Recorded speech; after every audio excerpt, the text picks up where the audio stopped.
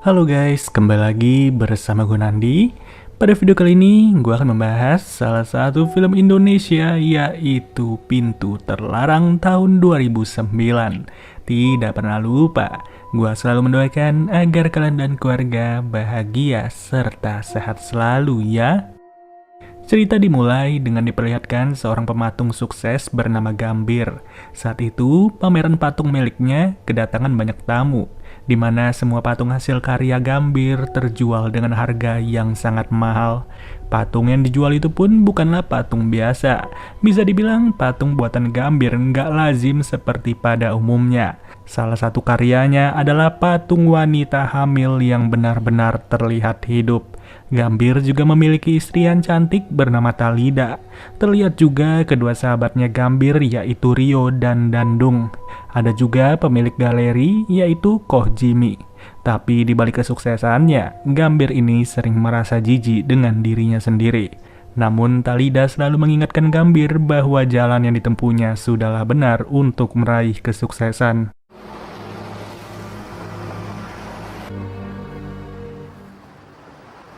Selamat ya. Thank you, silakan masuk.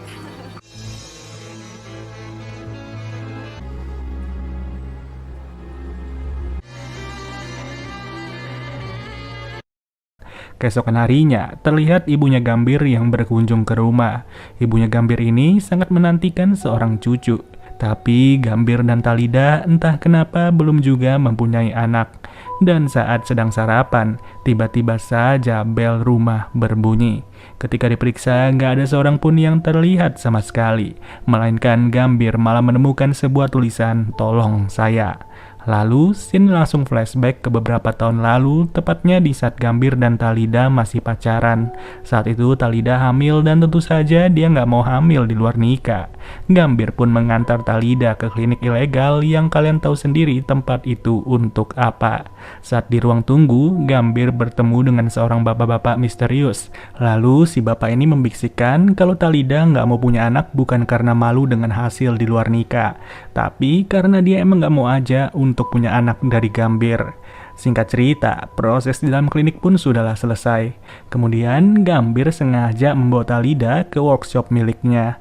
Seketika Talida melihat patung wanita hamil dan ia meminta Gambir untuk memasukkan hasil operasi dari klinik tadi ke dalam patung tersebut. Sontak, Gambir kaget setengah mati serta menolak sebisa mungkin. Namun karena paksaan terus-menerus, ia pun memasukkan hasil itu ke dalam patung buatannya.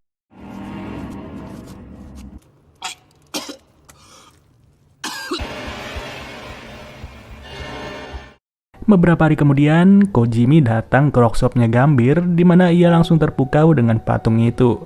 Nah, dari sinilah Talida pun melihat kesempatan sampai-sampai ia sengaja bekerja sama dengan klinik ilegal. Cara kerjanya sendiri, klinik itu diwajibkan untuk selalu memberikan stok terkait hasil-hasil terbuang, yang nantinya stok-stok tersebut akan dimasukkan ke dalam setiap patung buatan Gambir.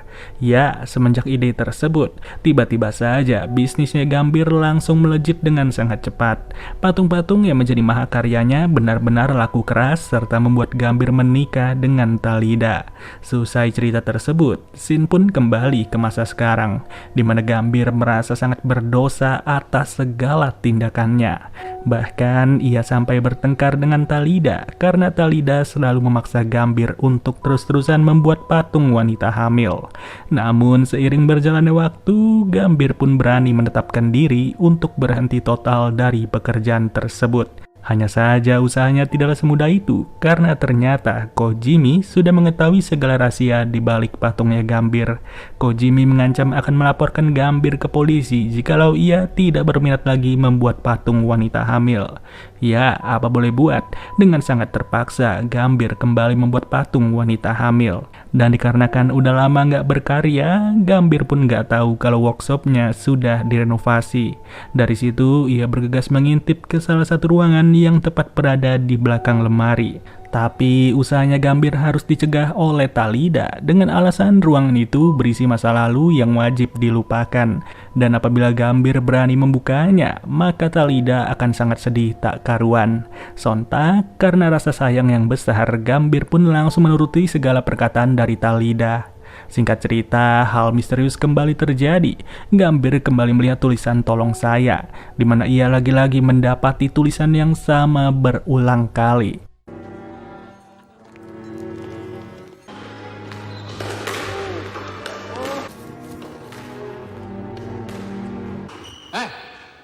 Siapa yang naruh ini di tas gue? Gak ada siapa-siapa dari tadi sini. Dengan terulangnya peristiwa itu, Gambir pun tak sengaja melihat sesosok anak kecil yang diam-diam memantaunya. Namun sayang, anak misterius itu berhasil kabur dengan sangat cepat tanpa terkejar oleh Gambir.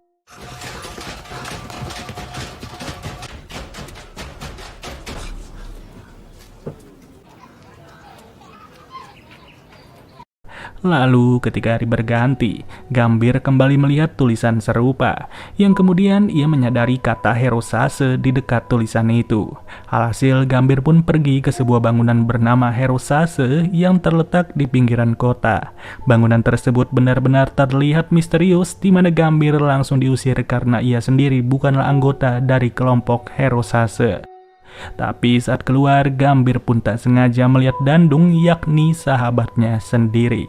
Dan ketika Dandung sudahlah keluar dari bangunan, Gambir bertanya, "Dung, ini bangunan apa ya?" Dari situ, Dandung awalnya tidak ingin menjawab sama sekali. Tapi semua berubah setelah Gambir sengaja diajak untuk bergabung sebagai anggota Herosase. Ada di atas. Saya baca hal member baru. Selamat bergabung, Pak. Gambir pun langsung dipertemukan dengan seorang manajer yang bernama Ibu Mona, di mana Ibu Mona berkata bahwa kelompok Herosase hanya memiliki satu peraturan, yaitu tidak boleh bertanya. Lalu Gambir ini disuruh naik ke lantai atas dan masuk ke sebuah ruangan.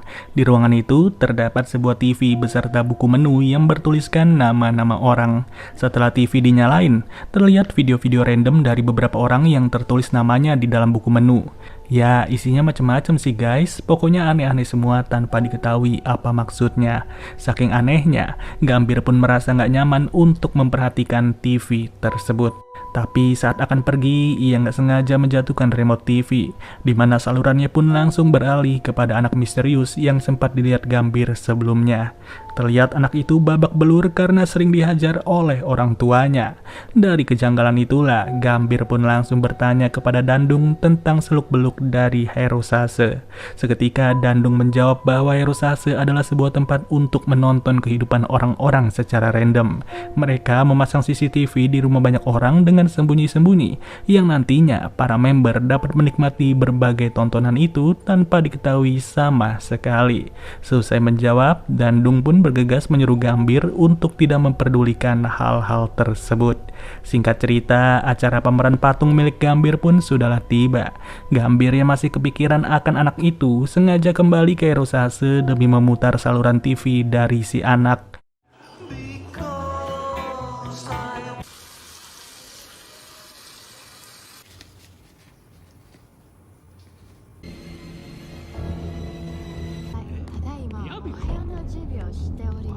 Jadi saya mohon, sama bagian yang masih ada di dalam diri kamu itu. Namun tiba-tiba, si anak terlihat menempelkan tangannya ke kamera, di mana ia langsung bergegas untuk menghabisi kedua orang tuanya serta menghabisi dirinya sendiri. Jelas, Gambir pun merasa sangat syok dan ia tidak mampu berbuat banyak. Seusai saluran itu diputar, Gambir tak sengaja melihat nama Talida di dalam buku menu.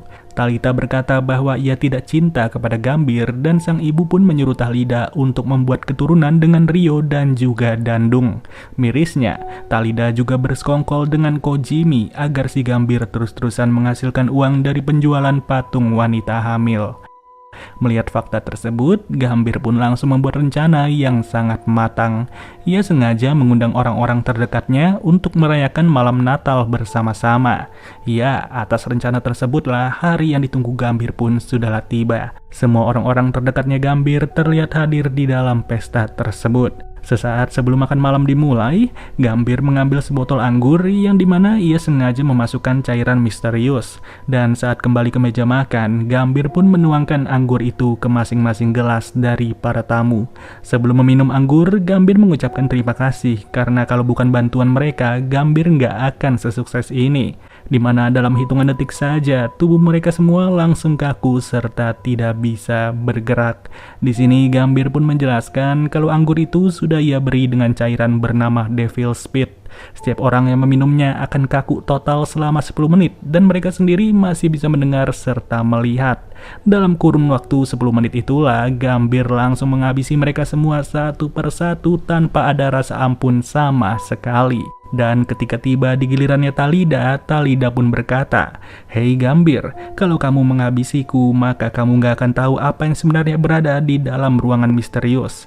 Namun tetap saja Gambir gak peduli dan ia sengaja menghabisi Talida. Barulah setelah pekerjaannya sudah beres, ia pun kembali penasaran dengan isi dari ruangan itu. Secara perlahan namun pasti, Gambir terus mencoba untuk masuk ke ruangan tersebut. Dan betapa terkejutnya Gambir setelah ia melihat kalau ruangan itu merupakan tempat tinggal dari si anak misterius.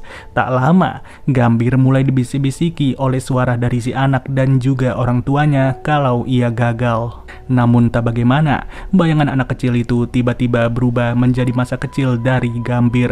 Gambir terus-terusan dimarahi oleh seorang wanita yang ternyata wanita tersebut adalah ibunya.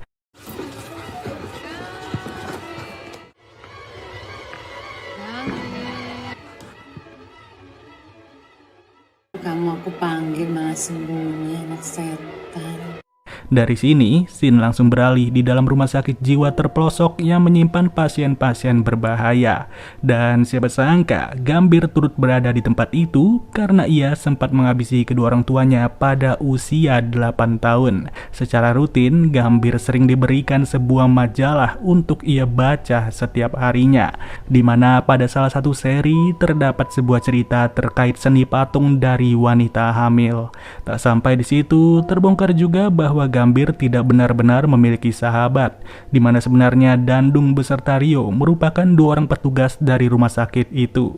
Yang ternyata rumah sakit jiwa tersebut juga bernama Herosase dan film pun berakhir. Pada intinya sih, film ini benar-benar plot twist banget. Dan semua nama yang dikenal oleh Gambir hanyalah imajinasi belaka guys.